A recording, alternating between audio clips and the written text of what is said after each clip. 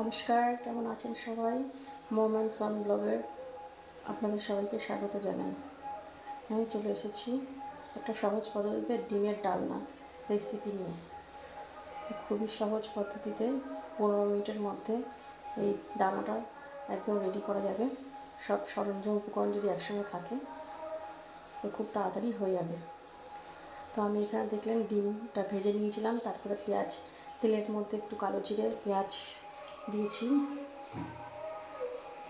তারপর টমেটো, আদা রসুন বাটা দিয়ে লঙ্কা, হলুদ গুঁড়ো, জিরের গুঁড়ো, স্বাদ মতো নুন, ধনে গুঁড়ো এগুলো দিয়ে ভালো করে কষাতে হবে। কষিয়ে তেল ছেড়ে সিদ্ধ করে রেখেছিলাম আলু, সেই আলুটা দিয়ে দিলাম। এবার এটাকে একটু মশলার সঙ্গে মাখিয়ে তারপরে ভালো করে কষিয়ে নিতে হবে।